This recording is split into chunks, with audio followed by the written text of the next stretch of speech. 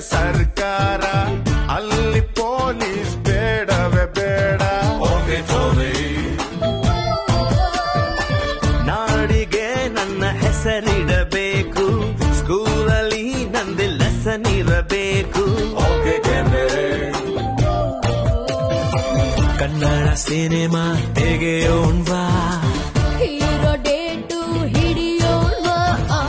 Hero ನಮಗೆ ಯಾಕೆ ಗುರು, cheque ಇಲ್ಲೇ ಇಲ್ವ ಗುರು. ದುಡ್ಡು ಇದ್ರೆ ದುನಿಯಾರಿ, ಇಲ್ಲದಿದ್ದೋನ್ ಬೇಕಾರೆ. ಒಂದೇ ಎಲ್ರು ಹೋಗ್ತಾರೆ.